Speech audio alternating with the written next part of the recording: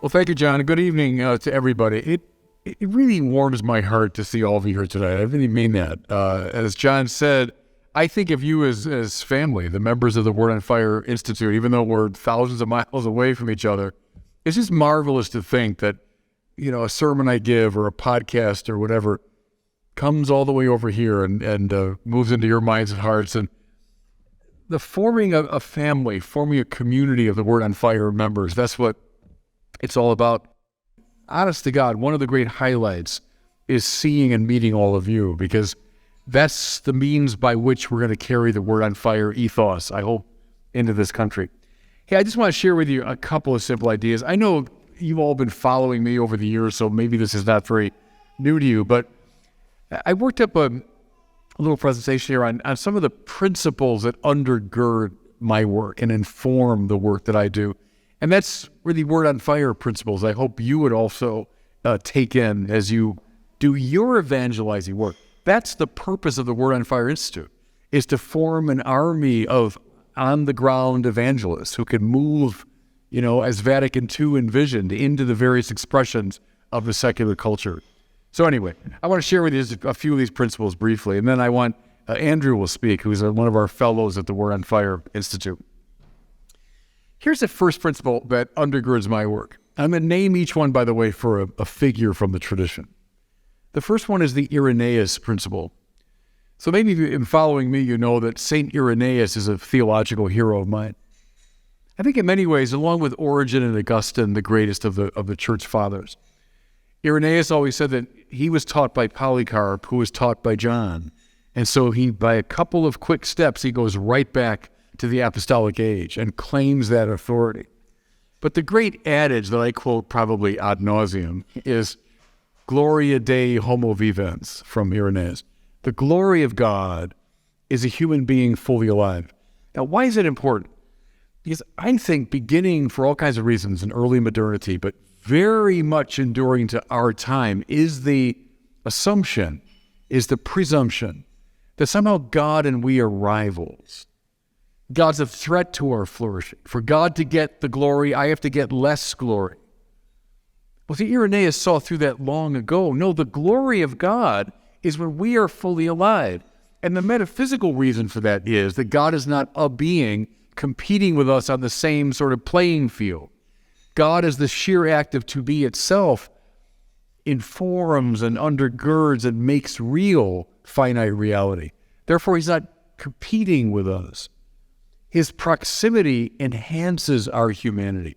See, I love that adage because it's the ground of all Christian humanism. A human being fully alive, homo vivens, that's politics and art and science and literature and friendship and all the things that make life wonderful. That's what God wants for us. I've often shared, you probably heard the image of the burning bush, comes to mind. As God comes close, the bush is on fire, but not consumed. In other words, it's more radiant, more beautiful, and it's not consumed by God's proximity. Contrast that, by the way, with the Greek and Roman gods, who always come barreling into the world. Something has to give or be incinerated as the gods enter. On the contrary with the God of the Bible, whose proximity makes us more alive. That's a basic Word on Fire principle for me. We have to proclaim to our culture that has, believe me, taken in this prejudice that God's a threat to our flourishing. We have to keep announcing, no, the more God invades the totality of our life, personally and societally, the more alive we are. So that's the first principle. Second one, and again, you've probably heard me talk about it a lot, is the Augustine Principle. Lord, you have made us for yourself, therefore our heart is restless until it rests in thee. Page 1 of the Confessions of Augustine. It's the greatest statement in the entire tradition of Catholic or Christian anthropology. How Christians understand the human being. That's the best statement of it.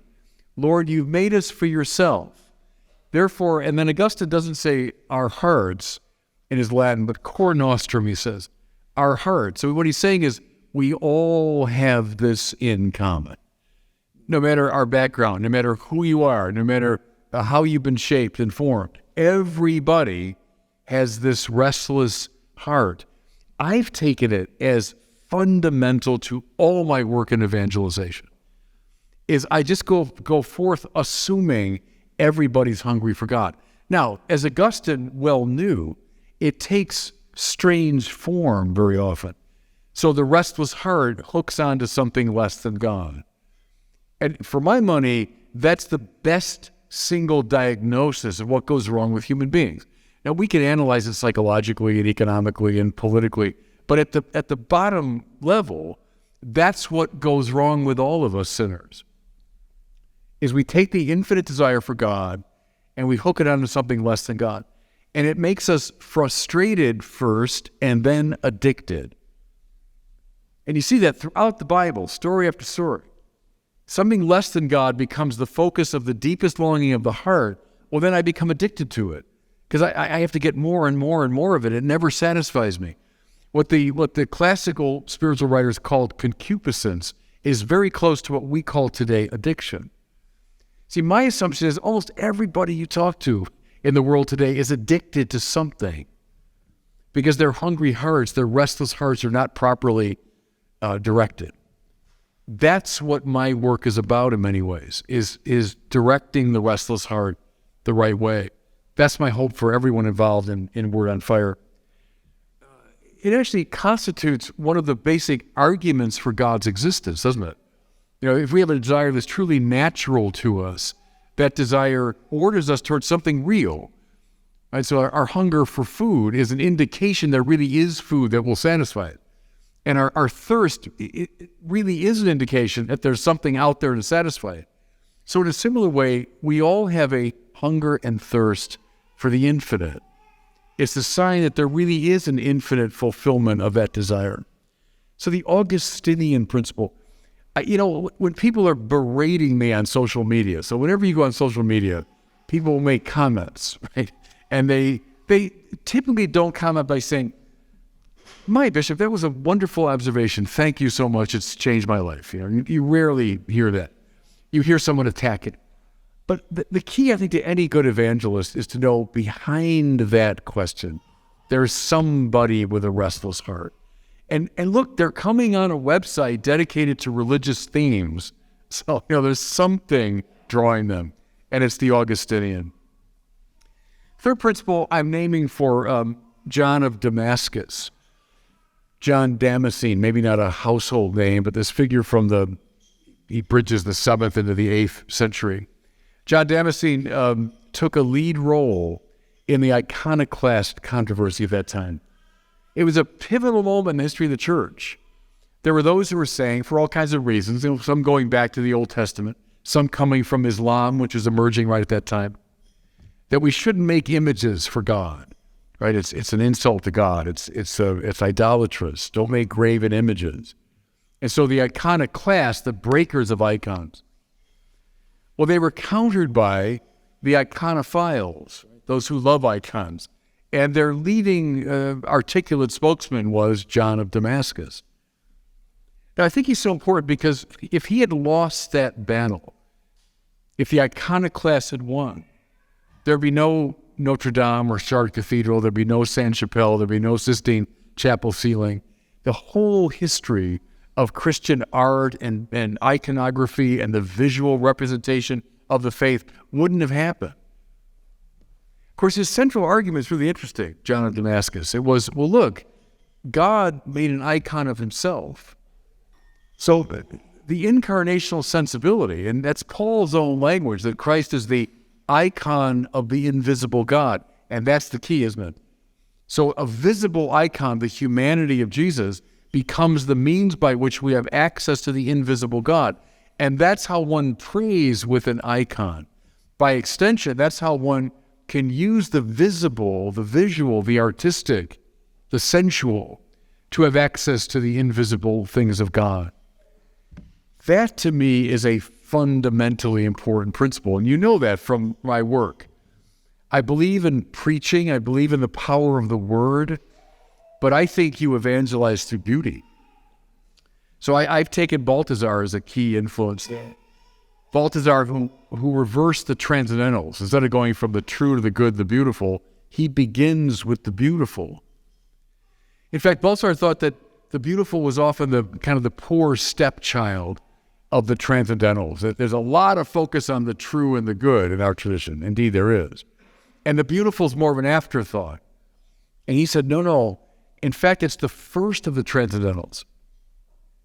Because it's the beautiful that first gets your attention. It's the splendor of something that makes us, we look and we take it in. And then once we take it in, well, then the mind engages the truth of it and the will engages the goodness of it. But beauty comes first. I think with our child in the back there, Balthasar said that the door that opens someone to all of being is the smile of his mother. It's a lovely idea that the child and the mother smiling, it's the beauty of her smile that opens the child to the good and the true in all of their capaciousness. So finally, it's that little door opened by the beautiful. Now, maybe if you followed me, trace that all the way back to Plato's Symposium, come up through Dante, go all the way to James Joyce, we find that theme over and over again of the particular beautiful that opens us to the sea of the beautiful itself. Well, I mean, I take that as axiomatic in my work, that beauty is a route of access to evangelization. That's why we did the Word on Fire Bible the way we did. I mean, you could have a Bible, the text of it, with all kinds of rich commentary. We have that.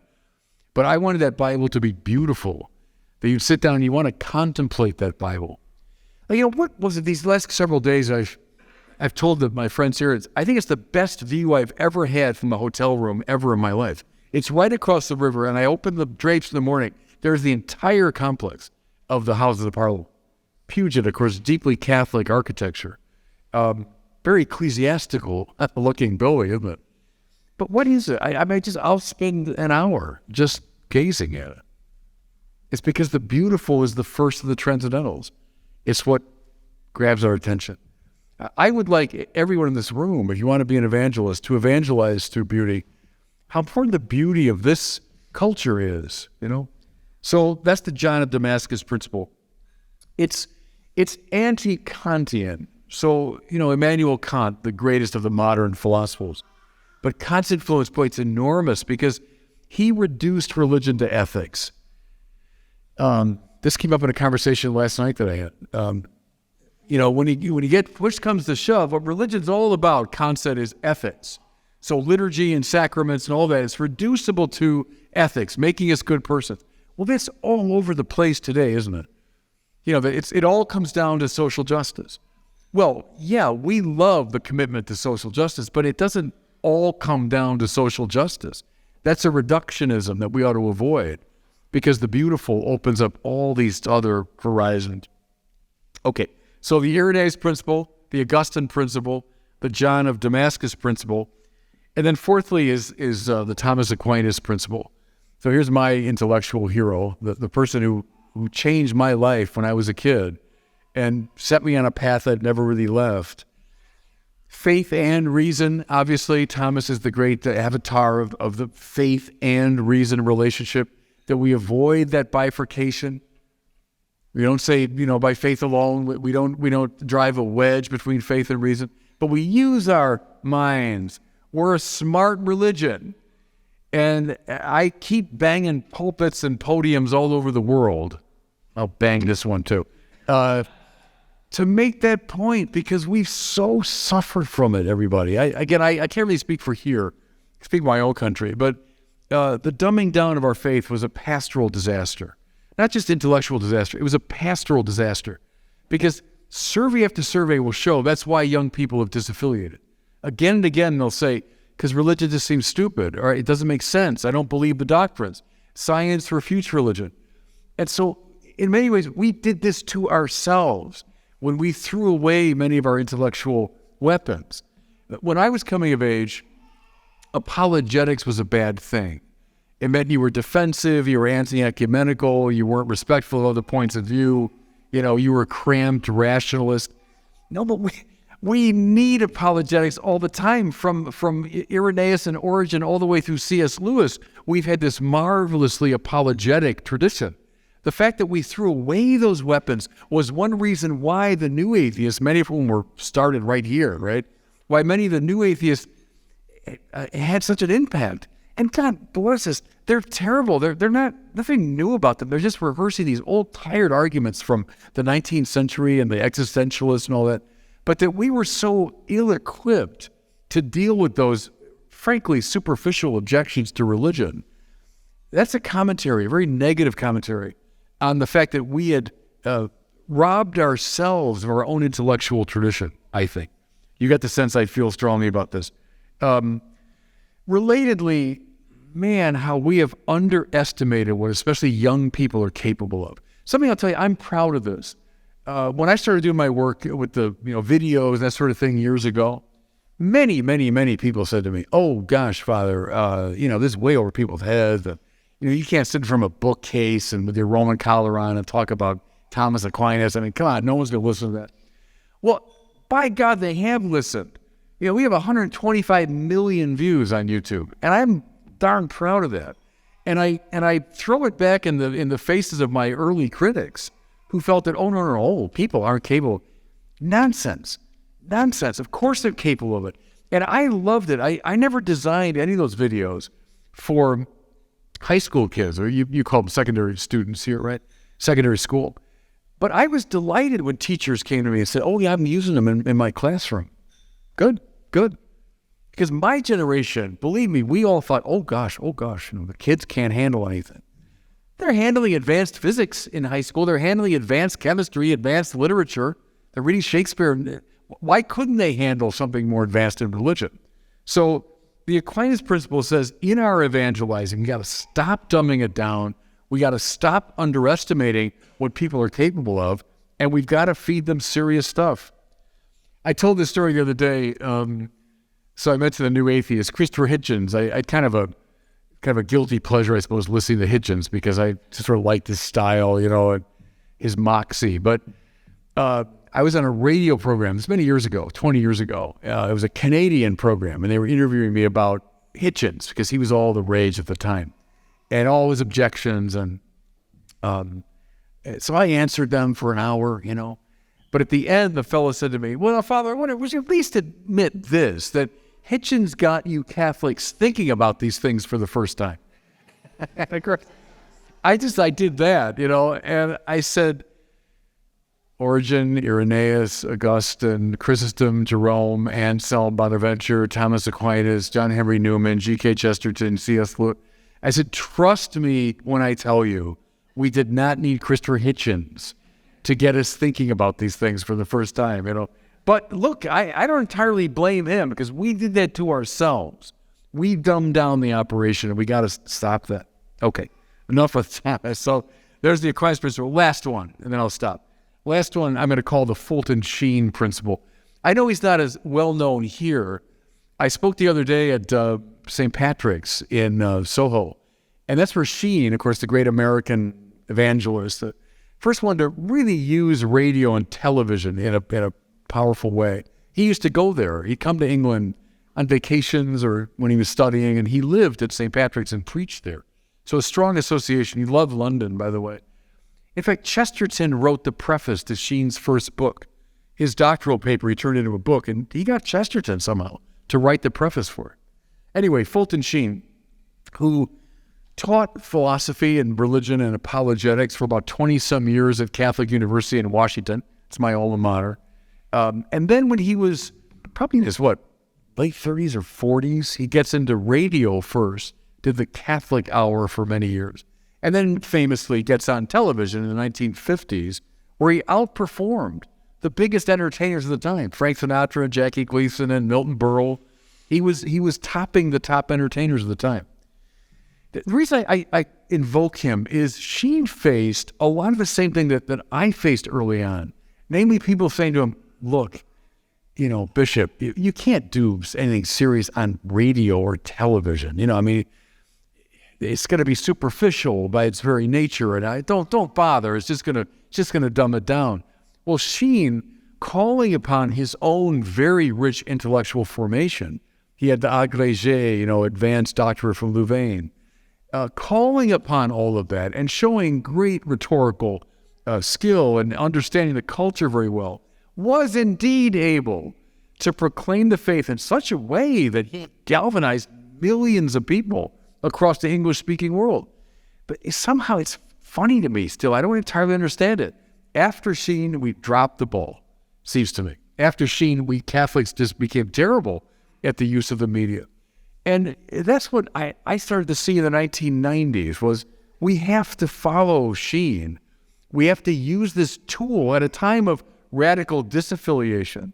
We've been given in God's providence a tool to reach the disaffiliated. And that's what inspired me to use, all the range now of the new media.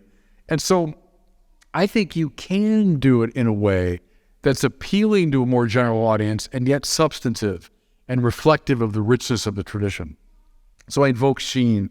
So if you're interested in the Word on Fire ethos or sensibility, I'd put it in those 5. Irenaeus, Augustine, John of Damascus, Thomas Aquinas, and Fulton Sheen. That's what's animated me, and hope it might animate you.